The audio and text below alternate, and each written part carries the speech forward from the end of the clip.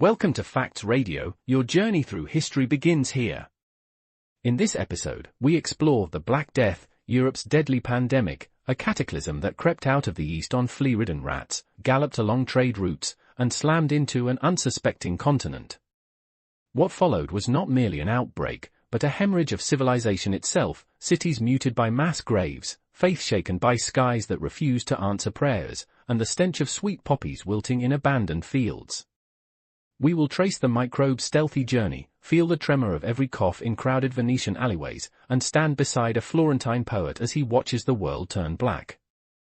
This is the story of a pathogen that rewrote the fate of empires, and of ordinary people who learned, in the shadow of mortality, what it means to be alive. Chapter 1: The Breath of the Steppe. Imagine dawn on the Central Asian steppe, frost feathers across coarse grass, wolf smoke curling from a lone ger, and the thud of horse hooves drumming like an approaching storm. Here, among the Mongol clans, life is tuned to the wind, every scent, every shift in the herd's movement is a language. Yet in the early 1330s herders speak in whispers of a new scent, sweet, cloying, the odor of sickness leaking from low marmot burrows. One by one, round-faced children wake with bulges the size of lambs' livers under their arms. Within days they glow with fever, speak in riddles, then collapse like puppets whose strings have been slashed. Shamans beat drums till the hides split, but the spirits stay silent. It is the bacterium Yersinia pestis, a microscopic cavalry riding fleas that ride marmots that ride the wind itself. Scientists will one day stain it violet beneath a lens and call it elegant. Here on the steppe it is only death, invisible yet louder than thunder. When a Mongol warrior skins an infected marmot for its pelt, he thinks only of the coins it will fetch at the next oasis bazaar. He cannot see the flea that leaps from fur to the sweat-matted hair of his horse, then to the cuff of his wool coat. Within the warrior's bloodstream the bacteria multiply, turning lymph nodes into volcanic buboes that burn against the leather of his armor. He dies spitting vermilion froth, and his comrades wrap him in felt, unaware that the same fabric now carries his killer toward every campfire between the Altai and the Caspian.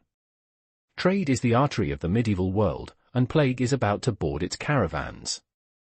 At Lake Issyk-Kul, merchants from Genoa and Venice bargain for silk as dense as dusk, unaware that the camel coughing beside them harbors fleas poised to leap. A consignment of sable furs, warm, luxurious, and threaded with invisible death, is lashed onto pack saddles.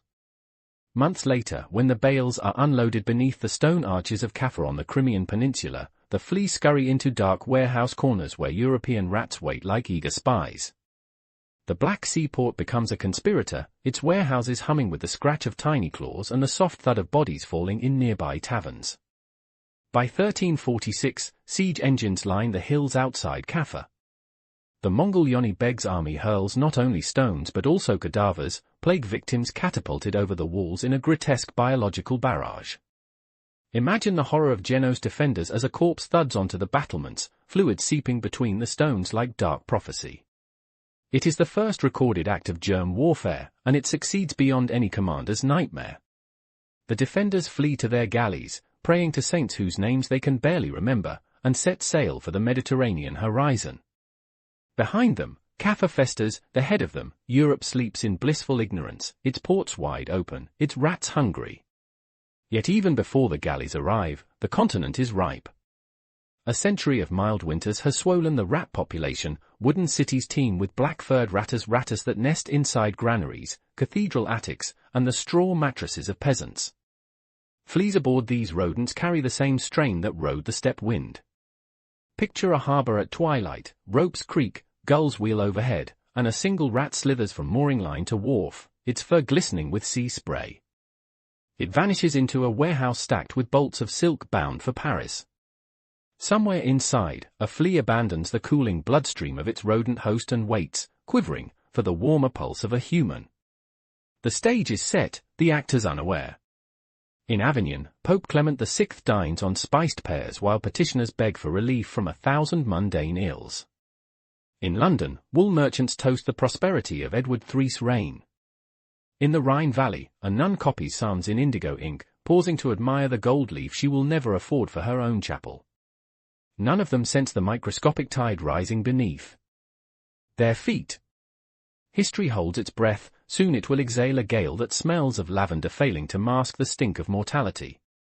Imagine the tension, every heartbeat is a drum, every rat a scout, every cough the overture to an apocalypse Europe will simply call the pestilence. Chapter 2, The First Shivers, Sicily to Marseille, October 1347. October storms scour Messina Strait, driving 12 Genoese galleys ahead of purple clouds that bruise the sky. Their sails are patched, their oarsmen gaunt, but the true cargo is invisible. Deep in the hold, beneath amphorae of Crimean salt fish, rats scratch and shiver with fever. When the ships limp into Messina's harbour, townsfolk crowd the docks expecting exotic goods. Instead they meet the reek of tarred corpses slid overboard like cordwood. Dock workers reel back, yet curiosity draws them closer, and the first flea leaps. Within a week, a fishmonger's wife feels a hot pea under her jaw while kneading dough. By nightfall she is raving about black angels, and her husband wraps her in a sheet still dusted with flour. The governor orders the galleys away, but the gesture is futile. The rats have already scurried ashore, slipping through cracks in medieval stonework no wider than a dagger's blade. Messina becomes a hush of closed shutters, the only sound the clang of church bells tolled by a skeleton crew too weak to lift the rope higher. A notary scribbles frantically, "We are become a city of widows buying shrouds for their children with the same coins that bought bread yesterday." His ink thickens with each sentence, as though even the parchment resists the truth. When he himself topples face first onto the page, the record ends mid-word, pest, the final E trailing like a sob. Word travels faster than the microbe itself, carried by merchants who gallop north before the gates close. In Catania, priests raise relics of Saint Agatha, promising protection. 3 days later the relics lie abandoned, their silver casket open to looters who discover even the saint's ivory hands cannot ward off fever. It's hard to believe, but the same terror leaps island to island, a macabre hopscotch drawn by wind and commerce. Across the strait, Reggio Calabria watches black smoke rise from Messina's funeral pyres and tells itself the sea is barrier enough. By All Saints' Day, Reggio's cemeteries are trenches piled lime-white against the midnight moon. Marseille receives the scourge next, a velvet-gloved blow delivered by a merchant cog whose captain begs entry, insisting his hold carries only pepper and alum. The city's merchants, hungry for profit, overrule the harbour master. Rats pour onto the quay like liquid night, their eyes reflecting torchlight as twin sparks of doom. A week later, the first victim staggers into the church of St. Victor, pressing a rose petal to his lip in a futile act of contrition. The petal falls, blood-specked, onto the flagstones, and the congregation parts before him like the Red Sea in reverse. The bishop pronounces a general absolution. Within a fortnight he too is a swollen corpse robed in vestments hurriedly sewn shut.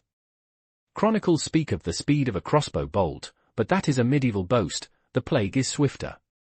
A man breakfasts with his family, feels a tug beneath his arm at noon, and is buried before the cathedral bell tolls vespers. Women die clutching mirrors, trying to decide if the purple bruise blooming on their neck is shadow or prophecy. Children chase hoop balls through alleyways, stumble, and never rise again, their last laughter echoing off walls that will soon be whitewashed with quicklime. The city's famous fountains still gurgle, but the water tastes metallic. People swear it smells of roses gone sour. Fear mutates into spectacle. In Avignon, across the Rhône, crowds gather on the Papal Bridge to watch barges drift downstream with cargo of the dead, bodies stacked like cordwood, hands folded as if in prayer, though rigor mortis has bent them into claws. Poets compare the scene to Charon's ferry. None dare admit the river itself may now be a bloodstream. Clement VI, physician turned pope, orders immense bonfires of aromatic wood, convinced that fire and fragrance will purge the air. The smoke coils heavenward, carrying with it the scent of cedar, cloves, and the faintest undertone of cooked flesh. Imagine the tension. Every puff of wind is suspect, every sunset a bruise spreading across the world's skin. Yet amid the unraveling, human ingenuity flickers. In Marseille, a Jewish physician named Vitalis of Calabria persuades his community to isolate the sick, burn bedding, and wash hands with vinegar. His quarter's mortality rate halves, but rumor brands his success as sorcery. A mob drags him to the stake even as he recites the Shema. The flames crackle, and with them dies a fragment of hope. Still, The example survives in whispers carried by refugees: avoid the breath of the dying, air your rooms, keep distance. These fragments will seed a revolution no less transformative than the plague itself, a science struggling to be born in a world still wrapped in medieval night. Chapter 3, Florence, a Renaissance crucified. If the plague were a poet, Florence would be its cruelest stanza. The city that gave birth to perspective in painting now confronts the ultimate vanishing point, death receding to infinity. March 1348, the Arno glitters like a blade, and swallows wheel above Brunelleschi's unfinished dome. Merchants still haggle over bolts of crimson silk, but beneath their cloaks they finger pomanders stuffed with marjoram and despair. A notary named Giovanni Morelli keeps a journal that will survive centuries. In it he writes, "We measure time now by the interval between bells tolling for the dead." His neighbor, the painter Orcagna, sketches angels with wings black as ravens, unsure whether they herald heaven or scavengers. The first victim dies in the parish of Santa Maria Novella during Easter Mass. At the elevation of the host, a wool carder named Baldovino coughs once, an insignificant sound swallowed by incense, then collapses against the altar rail. Blood blooms on his lips, startlingly bright against the white marble. Worshippers recoil, but the priest steadies the chalice and continues the liturgy, believing sanctity itself a shield. Within days the priest is dead, and the chalice is melted down, its silver donated to buy graves that soon overflow. Imagine the tension: every consecrated wafer now tastes of panic, every Latin syllable a gamble with eternity. Florence's governance, the proud signoria, convenes in the Palazzo Vecchio, faces masked behind perfumed leather. They decree quarantines, 40 days of isolation for any house touched by illness, yet the word itself becomes a mockery. How do you seal a home whose walls breathe through cracked stucco? Guards paint crimson crosses on doors, but rain washes them into pink streaks that look like smeared lipstick on a corpse. Families brick themselves inside, surviving on bread lowered by ropes, while street urchins sing morbid rhymes: cross on the door, mother won't snore, father won't snore evermore. Their voices echo through abandoned lodges where pigeons now nest in the eyes of Roman statues. Boccaccio, future chronicler of the Decameron, wanders the streets cloaked in disbelief. He sees a bride dance at her wedding, veil fluttering like a white flag, only to fall before the musicians finish the tune. He watches a gravedigger joke that his spade has grown teeth, then slump into the very pit he digs. The city, Boccaccio writes, has become a library where every book expires before its ink is dry. He flees to the hills of Fiesole with 7 women and 3 men, and there they spin tales to outrun the silence. Their laughter drifts back down to Florence like contraband sunlight, a fragile rebellion against the black banner overhead. Wealth offers no immunity. The banker Giovanni de' Medici, ancestor of the dynasty that will one day patronize Michelangelo, seals himself inside a country villa with barrels of wine and a troupe of musicians. He pays triple for news, but the courier who brings the latest tally dies on his threshold, ledger still clutched in frozen fingers.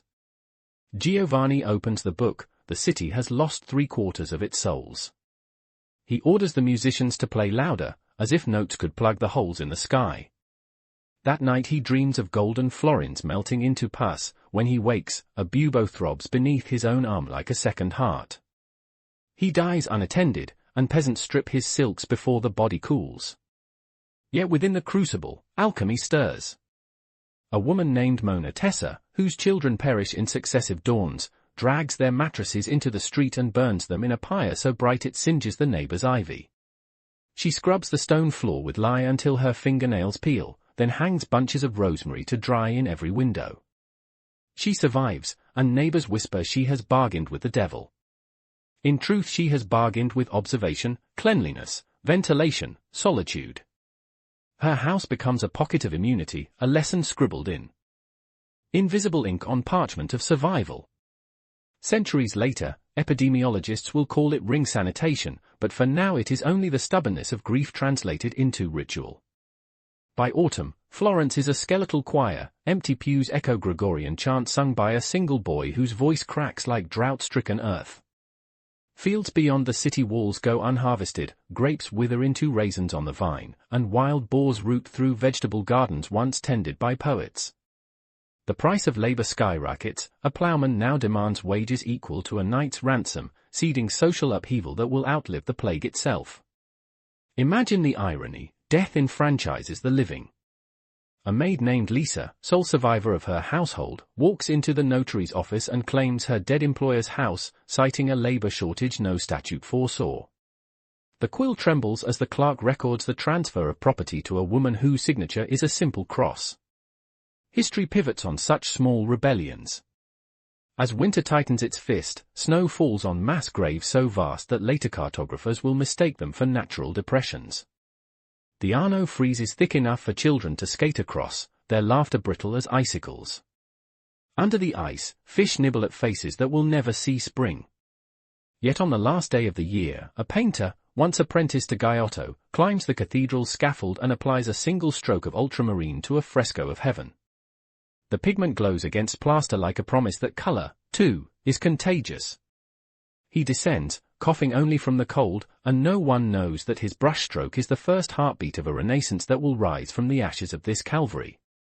Florence crucified, Florence reborn, history's most tragic palimpsest. Chapter 4: The Sound of a Continent Breaking, France, England, and the Low Countries, 1349. Spring 1349 arrives like a false prophet, cloaking hedgerows in hawthorn blossom whose scent is so cloying it reminds villagers of corpses packed in flowers. In Paris, the University of Paris medical faculty issues an edict: the plague is caused by a malignant conjunction of Saturn, Mars, and Jupiter, and can be warded off by abstaining from poultry and bathing. Citizens gulp the advice like communion wine. Within weeks the city reeks not of disease but of unwashed bodies and rotting geese. A street performer named Colin de Rue juggles flaming torches while reciting the faculty's text backwards, earning coins and bruises from theologians who deem his parody heretical. He dies not of plague but of a thrown stone, becoming perhaps the only man in Paris whose death is genuinely predictable. The disease gallops north at the speed of royal couriers who themselves drop in their tracks. At Amiens, a messenger bearing the king's seal clutches his groin as the bubo bursts through his hose. He collapses beneath a statue of Saint Firmin, who once rid the town of rats. The irony is lost on the crowd, busy looting the dispatch bag for news of elsewhere. What they find is a letter from Edward III of England proposing a truce so that both realms might assemble their remaining strength against the common scourge. The parchment is blood-speckled, its wax seal cracked like a tiny red moon. Someone uses it to wrap cheese. The cheese is never eaten. In the Low Countries, the plague meets its match, not in medicine but in flood. The Dutch open their dikes and drown entire parishes, believing water will purge the poison. It works, partially. Rats drown by the thousands, and the flea population plummets. But the survivors face starvation when salt water poisons the fields. A chronicler in Delft writes, "We exchanged the Black Death for the Blue Death of hunger, and argued which hue best suited our corpses." Tulips, not yet a national obsession, rot in fields that become marshes haunted by the cries of cattle. Windmills turn like useless prayers, their sails creaking dirges to a god who seems both deaf and blind. London receives the plague in September, carried by a wool ship that docks at Melcombe Regis. The port renames itself the Port of Death within a month, though official chronicles omit the epitaph. Across the Thames, Smithfield's horse fair becomes a human charnel. Traders too weak to haggle simply lie down among the hooves. A monk named Brother Thomas chronicles the scene: the horses grew skittish, nostrils flaring at the scent of man's mortality, and I saw a stallion trample its master rather than wait for the farrier's cure. The king, Edward, fresh from his abandoned French campaigns, flees to Windsor, but the royal household is not spared. Joan of England, his beloved daughter, dies in Bordeaux on her wedding journey. The Prince of Wales writes home in a hand so shaky the ink pools like tears frozen mid-fall. Villages implode into silence. In Shropshire, the manor of Bromfield records 9 survivors out of 140 souls. The steward draws a line across the parchment and signs his name beneath, only to die before the ink dries. Sheep wander untended, their bleats echoing across hedgerows that will soon be torn down by survivors hungry for land. Labor laws attempt to freeze wages at pre-plague levels, but the statutes are as effective as commanding the tide to respect a royal decree. A ploughman named Wat Tyler, yes, the same who will later shake London, refuses to work for less than 4 pence a day, citing the simple arithmetic of scarcity. The seeds of revolt are sown not in ideology but in the raw calculus of survival. Faith fractures and fuses in the same breath. In Germany, flagellants march from town to town, scourging their backs into raw meat while singing hymns that sound like dirges played backwards. They claim the plague is punishment for Jewish usury, and entire communities are burned in barns whose thatch smells of pine and screaming. Yet in Norwich, a woman named Julian, soon to be known as Mother Julian, receives visions not of wrath but of divine compassion as she lies on what is thought to be her deathbed. All shall be well, she writes later, and all manner of things shall be well. The sentence becomes a lifeline thrown across centuries, a countermelody to the chant of despair. By December, snow blankets Europe in a silence so complete that wolves descend into Paris and are shot by archers too weak to draw a full bow. The Louvre's towers stand empty, its treasures buried in hastily dug pits that will be forgotten until revolutionaries unearth them for centuries hence. In Westminster, Parliament is postponed because there be no folk to make laws for. The very concept of governance trembles, when the king issues an edict, heralds ride through streets where only echoes remain. It's hard to believe, but the absence of people becomes a presence, a negative space that reshapes geography. Forests reclaim tilled fields, and a traveller can walk from Calais to Strasbourg without hearing a cock crow. Yet even in this winter of negation, the human story refuses its final period. In a Norman village, a girl named Marguerite steals beeswax from the church and molds it into a tiny candle shaped like a human heart. She lights it beside her father's unmarked grave, and the flame gutters but stays alive through the longest night. She survives, marries, and her grandson will one day fight at Agincourt, carrying inside his breastplate a sachet of lavender that smells of both victory and ancestral grief. The plague recedes, but its echo is a tuning fork struck against the bones of Europe, vibrating in every contract, every boundary stone, every whispered prayer. A continent has cracked, yet from the fissure leaks not only sorrow but the raw material of rebirth. Imagine the tension, the world is ending, the world is beginning, and no one knows which sentence to believe. Chapter 5, The Winter of Severed Roots, Central Europe, 1350. January 1350 drapes the Carpathians in snow so deep that wolves walk across frozen treetops, sniffing for carrion in a world suddenly abundant. Buda's royal palace, once lit by 1,000 candles, stands dark. King Louis of Hungary has fled south, leaving behind tapestries that rot untouched, their unicorn stained by roof leak rust that looks like blood. In the city below, Franciscan friars trudge door to door, sprinkling holy water that freezes mid-arc into glass beads tinkling against cobblestones. Imagine the sound, a rosary of ice announcing absolution that shatters before it lands. Householders bar windows with splintered pews, preferring darkness to the sight of neighbors stacked like cordwood in public squares. The plague travels along frozen rivers, ice roads wide enough for sledges hauling both grain and graves. At Krakow, Vistula bargemen break the surface with axes to shove corpses beneath the floes, believing the current will carry death to the Baltic Sea. Instead, rats scurry across the same ice bridges, fur-frosted white, invisible against the landscape. A young bargeman named Stock watches his father's face bloom purple in the dawn. By dusk he steers the sled alone, whispering lullabies to a cargo that no longer listens. When he reaches Torun, citizens offer him triple pay to turn back. He refuses, demanding instead a single candle to burn beside his mother's icon. The candle gutters out before he finishes the Our Father, and Stock disappears into folklore, the first ghost of a haunted century. Prague's astronomical clock strikes 13, an accidental invention born when the plague kills the custodian midwind. The extra chime echoes across a city where Latin, Czech, and German mingle in final confessions. In the Jewish quarter, Rabbi Ovigdor seals the Geniza with pages soaked in vinegar, hoping sacred words will disinfect the air. He dies with parchment fragments clenched between teeth, a martyr to language itself. Charles University professors debate whether the alignment of Saturn has shifted, unaware that their own lecture halls have become makeshift hospices. A student named Jan, later to challenge Rome, witnesses a master lecture on planetary influence while standing on a floor sticky with dried blood. The memory will ferment into rebellion more potent than any celestial conjunction. Vienna's vineyards become wilderness overnight. Monks who once sang terse while pruning vines now lie beneath them, roots drinking mortality like sacramental wine.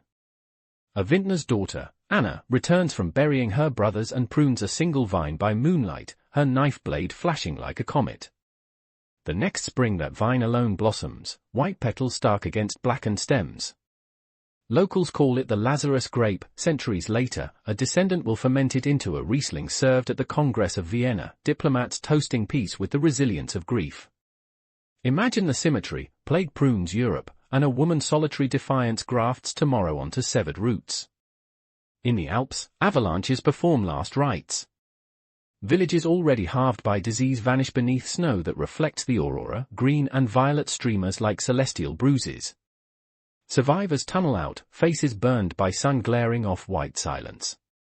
A mercenary named Klaus, stranded in a mountain pass, survives by drinking melted snow mixed with ink from the psalter he cannot read. Each swallow darkens his tongue until he speaks in purple prophesies, terrifying and comforting his fellow refugees. When they descend to the Rhine Valley, townsfolk pay him in bread to pronounce doom upon their enemies. He refuses payment, accepting only wool socks knitted by a widow whose eyes remind him of the aurora. Thus charity and superstition braid into the rope that hauls civilization back uphill. Yet even winter's iron grip cannot erase every ember. In a Silesian hamlet, children invent a game. They build snow effigies, press currants for eyes, then stab the figures with sticks while chanting, "Thus dies the pest." One girl, Greta, refuses to stab. Instead she wraps her effigy in her own cloak and sings a lullaby. When spring arrives she alone survives smallpox, a secondary scourge riding plague's wake. Villagers credit her kindness, she credits the lullaby, teaching it to her daughters until it becomes a regional cradle song whose origin is forgotten but whose melody carries subliminal solace. History records battles and taxes, yet sometimes salvation hides inside a tune hummed to a snowman at twilight. By Easter, rivers thaw with a groan loud enough to wake the dead, literally, as ice slabs dump bloated corpses onto floodplains. Peasants stack them into pyres that burn for weeks, columns of oily smoke visible from castle towers where lords peer out through arrow slits, calculating labor shortages. Statutes are drafted tying serfs to soil in perpetuity, but the words feel hollow when entire estates lie fallow. A scribe copying the decree pauses, dips his quill into ink mixed with tears, and accidentally smudges the parchment. The blot resembles a continent rupturing, an omen he cannot articulate but will remember when revolt erupts decades later. Imagine the tension: ink still wet, power already slipping through the letters. Central Europe emerges from winter like a patient from surgery, alive, disfigured, unsure whether to celebrate or mourn the scars. Forests encroach on roads, wolves reclaim villages, and Latin chronicles switch from annalistic to apocalyptic tone.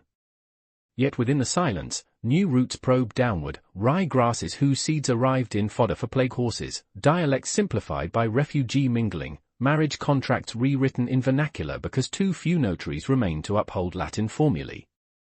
The world has ended, the world rehearses its next beginning.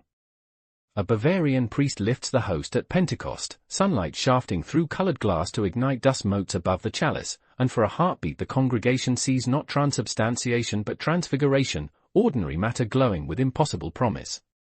Faith falters, flickers, yet somehow holds, the last candle refusing the wind. Chapter 6, Flagellants and False Messiahs, the Year of the Bloody Footprints.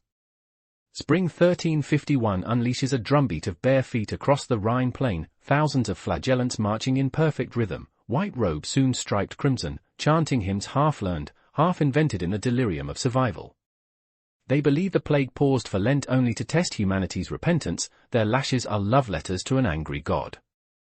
Imagine the spectacle: sunset ignites the river into molten copper, and silhouetted against it, men whip themselves into ecstasy so intense mothers cover children's eyes, unsure whether the scene is sacred or obscene.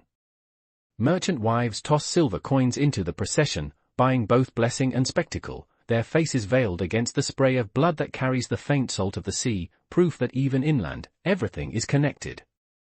The movement starts quietly in Thuringia when a shepherd named Conrad Schmid claims an angel dictated a new psalm, 40 verses, each ending with the word miserere stretched into a sob. Within weeks, villages empty as peasants join the march, leaving crops half-reaped and cows lowing in empty barns. Chronicles record that when the Flagellants pass, fields smell not of earth but of iron, as though soil itself perspires fear. A Dominican prior tries to halt them at Erfurt, brandishing a papal bull. They trample the parchment into the mud, insisting the Pope in Avignon is a prisoner of Babylon. Their theology is crude but intoxicating, salvation through shared pain, redemption measured in milliliters of blood. In Brussels, the procession swells to 10,000. Burgundian dukes watch from ramparts, calculating whether this fervor can be weaponized against urban uprisings. The Flagellants announce a crusade of the whip, promising to cleanse the world in 40 days. On the 40th day, when plague returns to a suburb they have just sanctified, disillusionment ferments into rage. They pivot from self-flagellation to scapegoating, converging on the Jewish quarter where shutters slam like startled birds. A child is accused of poisoning wells with powder ground from consecrated hosts. The charge is absurd, but absurdity has become currency. 2,000 Jews are herded into the synagogue, which is set alight. The crackling wood sounds like applause from heaven, or hell. No one can tell the difference anymore. Yet within the madness, singular courage flashes. A Jewish widow named Rachel Yom Tov smuggles children through saw tunnels, her silk dress shredded by brick until it resembles the rag she once donated to Purim players. She surfaces beneath the city gate, bargaining with a drunken guard who demands a kiss instead of coin. She obliges, whispering Hebrew against his ear, words he will later repeat in delirium, not understanding, yet somehow soothed.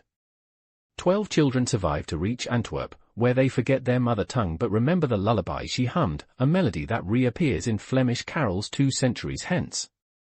History forgets her name, music does not. The Flagellants fragment into splinter sects, each proclaiming a revised apocalypse timetable.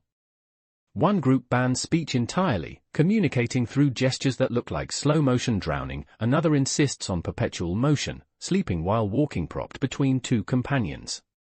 A chronicler in Cologne writes, "They are a human rosary whose beads have scattered, each bead rolling into heresy." Indeed, the Church turns on them. Pope Clement issues a bull denouncing their carnival of blood, and inquisitors burn the leaders at Paris. As the flames lick his beard, Konrad Schmid cries out that the fire feels cold, a paradox the crowd interprets as final proof of diabolical possession. His ashes are scattered into the Seine, where they float past fishermen who cross themselves and cast nets, half expecting to haul up souls. But the impulse to find meaning in pain does not die so easily. In rural Bavaria, a woman named Guta Heller begins to preach that the plague was a first chastisement, the Flagellants' failure a second, and that the true third seal will be a rain of invisible fire. She gathers followers who dress entirely in white, refusing to plant crops because the harvest of the Lord is nigh. When famine follows, as predictably as sunrise, they interpret hunger pangs as stigmata, proof of election. Guta ultimately vanishes into the forest, leaving behind shoes worn through in the shape of crucifixion wounds. Hunters find the shoes decades later, filled with moss and bird bones, and swear the surrounding trees bleed when cut. Myth outlives the mythmaker, another contagion bred by despair. The psychological aftershock reshapes devotion itself. Parishioners who once prayed for healing now beg for swift death, fearing prolonged agony more than the grave. Tombstones carved in 1352 show skeletons smiling, a novelty intended to comfort the living. Death is not an enemy but a seducer leading you to bed. In Lyon, an artisan invents the memento mori ring, a tiny skull that opens to reveal the phrase, Hodi mihi, kras tai bai, today me, tomorrow you. The fashion spreads faster than the plague itself, a jewelry of humility that glitters on the fingers of merchants counting profits from a diminished world.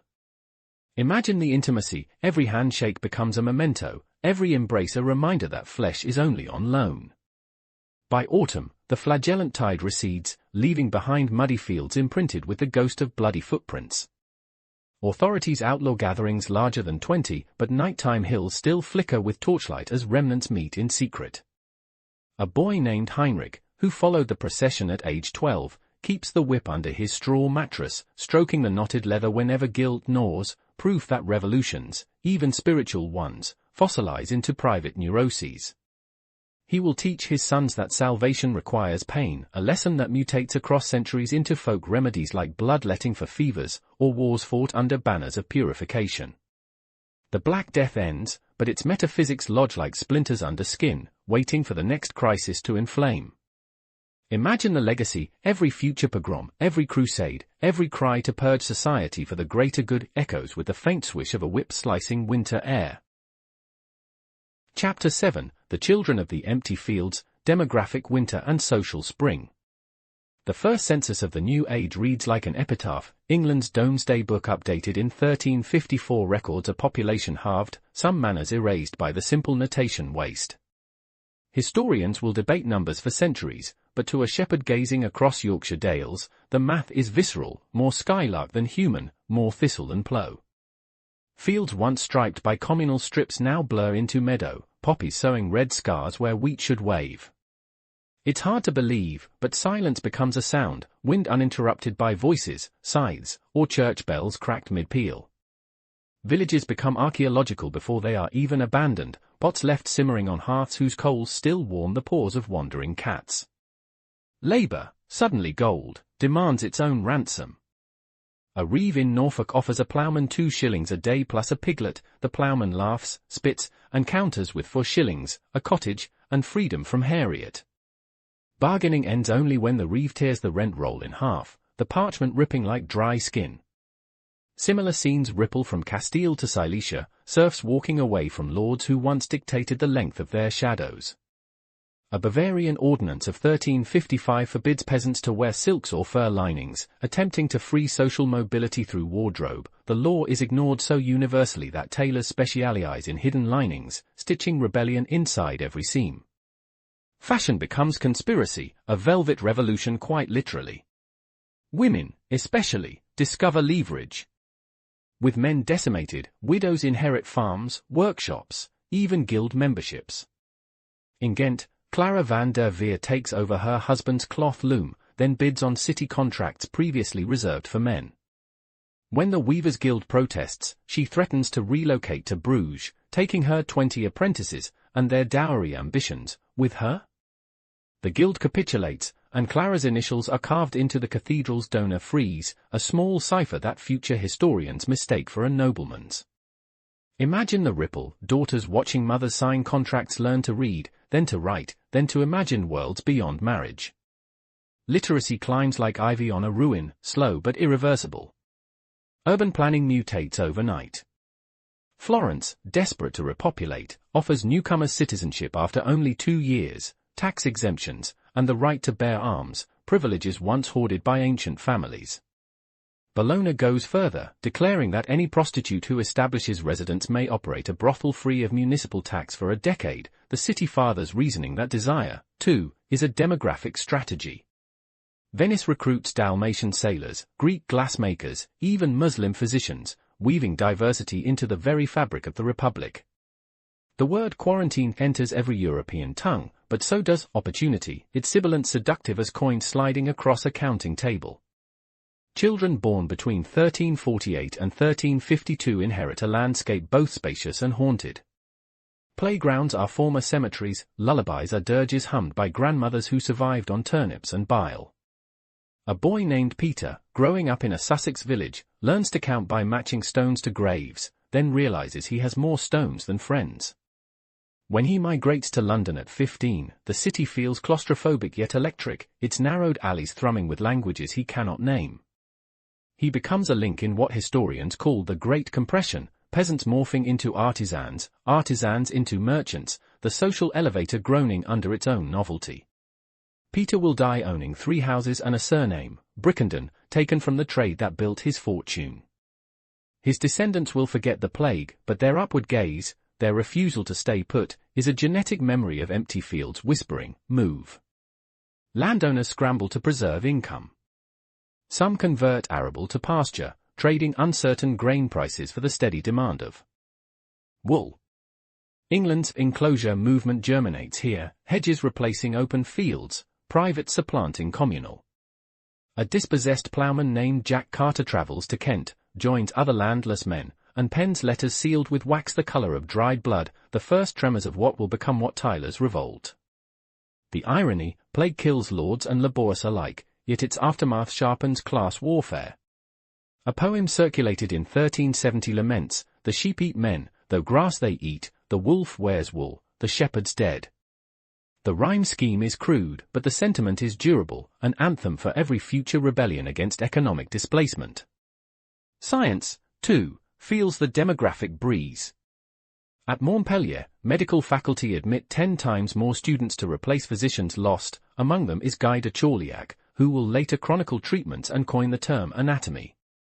Dissections, once rare, become routine as cadavers, still warm from epidemic, offer unprecedented opportunities to peek under mortality's hood. A student named Michel Savonarola, uncle of the famous friar, watches a heart removed from a plague victim and notes, it resembles a fist clenched in refusal. The metaphor travels beyond lecture halls into poetry, politics, even theology, humanity as a stubborn cardiac muscle, relaxing only when shown mercy. Imagine the shift, from celestial blame to corporeal inquiry, a baby step toward empiricism born in a pit of corpses. By 1360, Europe's skeletal frame begins to flesh out, but the new skin bears unfamiliar pigment. Serfdom never fully returns, wages settle at double pre-plague levels, and attempts to roll them back spark revolt so frequently that chroniclers run out of synonyms for uprising. In the words of a Venetian doge, we have lost our people but gained citizens, a sentence that encapsulates both grief and inadvertent liberation. The empty fields sprout not only wheat but possibility, waving like green banners over graves no longer tended. A girl chases a butterfly across a meadow once bisected by furrows and feudal obligation. She runs so far that sunset finds her in another county, where she invents a new surname and marries a potter. Their descendants will never know the boundary she crossed, only that the world felt wide enough to breathe. And in that breath, the Middle Ages exhale their last, misting the dawn of something unforeseen. Chapter 8, The Physicians of Silence, Medicine, Miracles, and the Birth of Doubt. In the hushed corridors of Paris's Hôtel Dieu, the air is thick with vinegar steam and whispered contrition. Physicians glide like crows in long black robes, faces hidden behind masks stuffed with cloves and dried roses. They carry ivory-tipped canes not for prestige but to lift sheets without touching flesh that might still be warm, a precaution that feels both scientific and sacramental. The sick are laid head to toe in rows so straight that nuns joke the ward resembles a macabre dance awaiting only music. Imagine the echo, moans harmonizing with matins, the boundary between hospital and cathedral erased by emergency.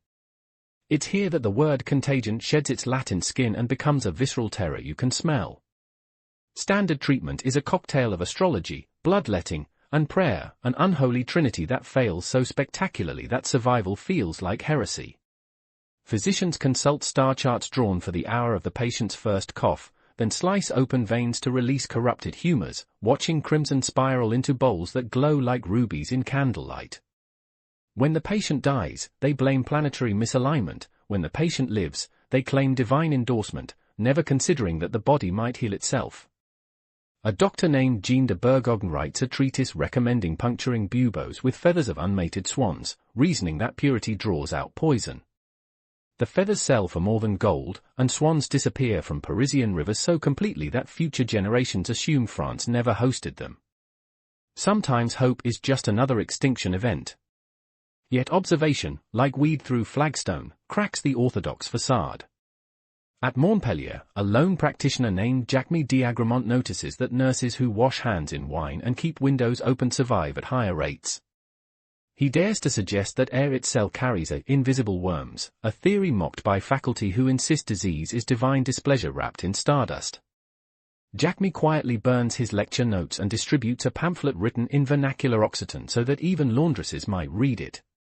The pamphlet is confiscated by inquisitors, but not before laundresses begin boiling linens and demanding fresh water, small mutinies that save lives and plant seeds of empirical thought. Imagine the irony: the lowest paid, least educated women become apostles of a revolution they will never be credited for founding. Hospitals overflow into makeshift wards inside monasteries, where monks practice a medicine older than universities, song. They chant continuously, believing harmonious vibrations realign bodily spirits. A Carthusian named Brother Matthew records that certain chants, specifically the Dorian mode, coincide with reduced mortality. Modern acousticians will later discover that Dorian frequencies vibrate at a rate calming to human heartbeats. Brother Matthew knows only that patients relax, sleep, sometimes wake healed. His chronicle, shelved in Alpine archives, becomes a footnote in music therapy textbooks, proof that compassion sometimes invents science backward. The silence between notes is itself a prescription, space where panic exhales and lungs remember their rhythm. Apothecaries flourish on the shadowy edge of legitimacy. With traditional herbs exhausted, they experiment: willow bark for fever, salicin, precursor to aspirin, moldy bread on infected wounds, penicillin's accidental ancestor, ground unicorn horn, actually narwhal tusk, sold at prices that bankrupt minor nobles. A Florentine apothecary named Simonetta mixes honey, garlic, and turpentine into a salve that prevents fly strike on open buboes. She distributes it free to prostitutes, reasoning that their clientele connects every class. The salve stings so fiercely that women joke it cures despair by replacing one pain with another. Simonetta's ledger shows no profit, yet her funeral, paid for by grateful sex workers, features candles recycled from churches where priests refused her burial. Sometimes sanctity is measured by who shows up to mourn. Surgery, long considered manual labor beneath scholarly dignity, inches toward respectability as barbers are drafted to lance buboes. A Parisian barbersurgeon named Pierre de Ponchardin perfects a curved scalpel that follows the natural fold of the groin, minimizing bleeding. He keeps meticulous illustrations, red chalk on parchment, that survive as the first anatomical drawings based on live observation rather than Galenic texts. When physicians accuse him of butchery, he retorts, "Better a living butcher than a dead philosopher," a quip repeated in marketplaces until it becomes proverb. Pierre dies in 1361, not of plague but of gangrene contracted while operating on a patient, an irony he would have appreciated. His tools are inherited by an apprentice who will teach the next generation that knowledge begins not in books but in the willingness to cut and to care. Mental health, though unnamed, emerges as a field of concern. A nun in Bruges, Sister Beatrix, notices that survivors suffer nightmares of black dogs gnawing sunlight, and she creates a ritual. Victims recount their dreams while planting rosemary cuttings, symbolically burying trauma in soil that will bloom into fragrance. The practice spreads so widely that rosemary becomes associated with remembrance, a botanical echo of communal therapy. Beatrix never calls herself healer, she claims merely to hold space, a phrase centuries ahead of its time. Imagine the quiet revolution, one woman listening without judgment, teaching that survival includes tending to the invisible bleed. The plague invented no psychiatrists, yet it birthed the first confession not seeking absolution, only witness. By 1365, medical treatises begin to cite experience alongside authority. Guy de Chauliac, personal physician to 3 popes, writes the Chirurgia, "I endured the plague and corrected my opinions daily." Theory bows to the bedside. His manuscript is copied across Europe, its margins filled by hands that know the sting of failure. For the first time, humility enters medical vocabulary, not as monkish virtue but as methodological necessity. Patients still die in droves, but some live long enough to testify, and testimony becomes data. The age of silent submission ends not with triumph but with a whispered admission, "We do not know, let us watch, let us learn." In that whisper echoes the birth of doubt, the seed of science, the quiet vow that the next pandemic, sure to come, will meet minds primed to question rather than to merely pray. Chapter 9, A World Rewritten, Culture, Labor, and the Price of Breath. Art, like grass after fire, sprouts strange colors from scorched soil. Painters abandon gilded backgrounds for bleak landscapes where death rides a pale horse across actual Tuscan hills, not symbolic deserts. A fresco in Pisa shows Christ bleeding not red but black, his sidewound transformed into a doorway through which tiny human figures march like oblivious pilgrims. Patrons commission these works not for glory but as insurance, visual prayers meant to ward off return. Imagine the contradiction, beauty commissioned by terror, each brushstroke both lament and lottery ticket. When viewers kneel, they smell fresh plaster mingling with incense, a sensory cocktail that fixes fear into memory more permanently than any sermon. Literature learns to stutter. The Decameron's 100 Tales are framed by young aristocrats fleeing plague, yet their bawdy humor is shot through with existential hiccups. Characters pause mid-seduction to ask, what if tomorrow we cough? Chaucer, writing decades later, gives Partner a tale where death is not metaphor but landscape, 3 rioters literally meeting a corpse under a tree. The English language absorbs new idioms, avoid like the plague, death as door, waste of breath, phrases coined in direct witness. Even music shifts, motets grow shorter, endings abrupt, as if composers fear the next bar may never be sung. Culture becomes a hiccup, a catching of breath that acknowledges how easily breath is lost. The labor market convulses. In Aragon, field hands demand wages in grain rather than coin, hedging against inflation that gnaws like rats at stored wealth. A statute of 1351 attempts to freeze salaries at 1,347 levels, prompting a strike during harvest. Ripe wheat rots while magistrates debate legality. The strike fails, but the concept spreads, workers realizing that collective refusal is a weapon sharper than any sickle. A Valencian diary notes, yesterday the reapers sang, today they negotiate, a line that could headline modern labor pages. Imagine the revelation, survival entitles one to ask for more, a thought as revolutionary as any scripture translated to vernacular. Women's roles warp and widen. With male guild ranks thinned, widows assume businesses, paying entry fees in the currency of absence, proof of death certificates. Some guilds resist by imposing testimonials of virtue, codes for ensuring the woman will not remarry outside the craft. The women respond by forming mutual aid societies, pooling dowries to buy political influence. In Lyon, the Confrérie des Veufs et Veuves becomes so powerful that municipal councils consult it on tax policy, a proto-feminist lobby born of catastrophe. A member named Marguerite de Lartisse leaves her inheritance to establish the first secular school for girls, stipulating that curriculum include arithmetic so they may count their worth. The parchment is signed with a confident hand, its loops untroubled by the tremor that once gripped plague-scarred scribes. Technology accelerates by necessity. With labor scarce, necessity mothers contraptions, water-powered fulling hammers replace stomping feet. The first mechanical clock outside monasteries appears in Strasbourg, it's ticking a heartbeat for a world unsure of its pulse. Eyeglasses proliferate, monks copying replacement manuscripts realize presbyopia threatens productivity, and lens grinding becomes a lucrative trade. A Florentine artisan named Salvino degli Armati crafts spectacles so fine that Petrarch praises them in a sonnet, claiming clear sight restores the ancient world to weary eyes. The line is hyperbole, yet symbolically true, clarity, both literal and intellectual, becomes commodity. Imagine the metaphor, Europe dons spectacles, looks backward to classical texts, forward to horizons previously blurred by mere survival. Religious authority fractures.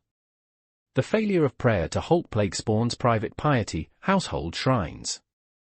Where families speak directly to saints, bypassing priestly tollbooths. A market emerges for portable relics, finger bones encased in crystal, splinters of the true cross sold by weight like cinnamon. Counterfeiters flourish, a Prague blacksmith is caught forging St. Sebastian arrows, confessing that demand outstripped supply even for authentic martyrdom. When parishioners realize they've been worshipping sheep shavings, laughter echoes inside naves once tremulous with reverence. Doubt becomes currency, traded in taverns alongside dice and dirges. A Lollard pamphlet declares, the church hath no monopoly on breath, a slogan succinct enough to graffiti across cathedral doors. The Reformation does not begin here, but the door creaks ajar. National identities coalesce in plague's wake. The English crown, desperate to control labour, issues laws prescribing that serfs remain within their shire, inadvertently fostering local patriotism. Yorkshire for Yorkshiremen becomes both protest and pride. In Castile, chronicles written in Castilian rather than Latin trumpet native resilience, planting linguistic seeds that will bloom into Golden Age literature. A Danish monk pens the first history of the plague in vernacular Danish, arguing that our tongue shall testify what Rome forgot. Language, once the glue of Christendom, becomes banner of the nascent state. Imagine the irony, universal catastrophe catalyzes particularism, each region weaving its own narrative quilt from shared rags of grief. The price of breath, literally, enters economic thought. City-states impose taxes on air, windows above a certain size incur fees to discourage the pestilential draught, while public fountains charge for water infused with purifying herbs. Venice creates the first state health magistracy, the Provveditori alla Sanità, funded by port duties labeled respiration tax. Merchants grumble but pay, accepting that breath itself is now commodified. A Florentine banker calculates that the average human inhales 3,000 gallons daily, joking that even air has become usury. His jest is recorded by a notary who adds, and yet without it, all gold is dross, unconsciously drafting the first balance sheet of life versus profit. The concept lingers, resurfacing centuries later in debates over public health insurance, smog regulations, even carbon credits, modern echoes of a medieval realization that survival has overhead costs. Chapter 10, The Last Toll, Recurrence, Remembrance, and Residue. Plague does not exit stage left, it lingers like an actor reluctant to surrender the spotlight. Recurrent waves sweep Europe in 1361, 1369, 1374, each smaller yet sharp enough to reopen cultural scars. The second wave is dubbed the Children's Plague because it targets those born after the first onslaught, innocent spared initially now claimed as delayed debt.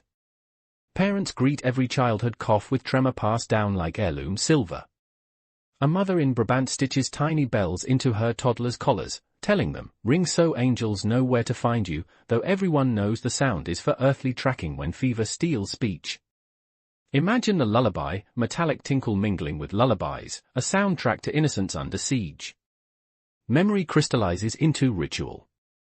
Throughout Europe, town councils institutionalize plague processions, annual parades where citizens beat wooden boards, the noise recalling the hammering of quicklime coffins. In Catalonia, dancers wear black tunics painted with white ribs, leaping to drumbeats that mimic racing heartbeats. Over centuries the origin is forgotten, what remains is choreography of caution, bodies teaching what minds prefer to forget. A child watching in 1450 thinks it's harvest festival, great-grandparents know better but say nothing, letting ignorance bloom like poppies in fallow memory. Thus trauma embeds itself in muscle, a grammar older than words. Science keeps cautious vigil. Municipal statutes refine quarantine, 40 days becomes standardized across Mediterranean ports, the word itself entering languages as both noun and verb. Venice establishes the first lazaretto, a quarantine island named after Lazarus, where ships anchor before discharge. Passengers pace decks like caged lions, counting sunrises until release. A merchant named Marco Ruzzini carves tally marks into the mast. When he finally steps ashore, he kisses stone so passionately he chips a tooth, embedding granite dust that festers into legend, proof that survival tastes of earth and pain. The lazaretto becomes template, copied from Danzig to Dubrovnik, stone petals of a defensive architecture against invisible invasion. Economically, the long aftermath tilts the balance westward.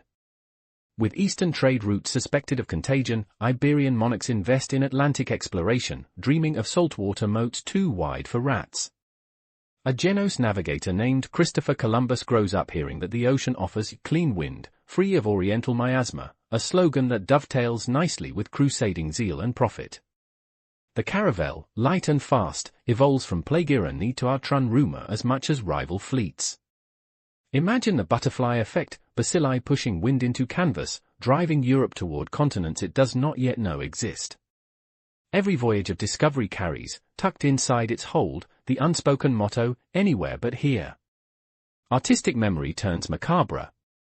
The Danse Macabre frescoes at St. Innocent Cemetery in Paris depict Pope and peasant locked hand in hand, skeletons leading the living in a round dance that ends only when paint itself flakes away. Viewers recognize faces, the king's portrait borrowed from a recent monarch, the merchant modeled on a usurer who survived by hoarding grain. The message is egalitarian yet cruel, death as democracy, but one that votes only once. A poet vandal adds graffiti beneath, you danced on us while we lived, now we lead, a sentiment so subversive that guards are posted to prevent further scribbles. Even graffiti enters arms race between authority and angst. Literacy, spurred by testament writing, spreads downward. A ploughman named Watt, no relation to Tyler, dictates his will to a traveling notary, insisting on clauses that forgive debts owed by fellow villagers.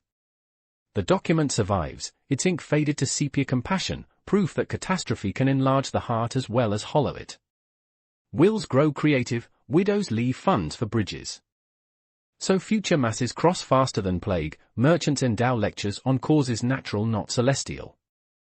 These bequests fund schools, hospitals, even early universities at Vienna and Heidelberg, brick-and-mortar antibodies against the return of darkness. Imagine the paradox: death writing curriculum for life. Religious residue calcifies into iconography still familiar.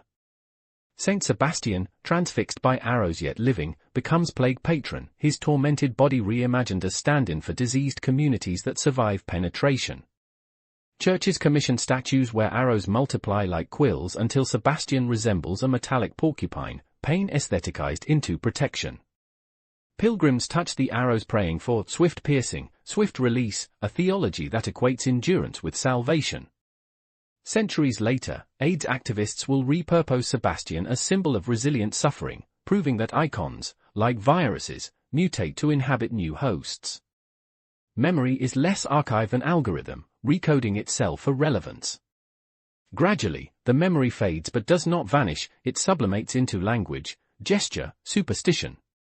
Sneezes prompt "bless you" because the first symptom could be a harbinger of doom. Children still cover mouths though they've forgotten why. The nursery rhyme "ring around the rosy" encodes plague imagery, poses of herbs, ashes of cremation, all falling down. It sinks on cadence, a lullaby to terror domesticated. Historians debate origins, but mothers continue chanting, passing trauma like mitochondrial DNA. Imagine a toddler spinning in sunshine, singing oblivion, the past pirouetting inside play. Survival often looks like forgetting, in truth it is transformation. The final toll can never be tallied. Estimates hover between 1/3 and 1/2 of Europe's populace, but numbers flatten the singularity of each absence, the recipe lost because grandmother died mid-sentence, the joke whose punchline expired with the jester. Yet if mathematics fail, resonance remains.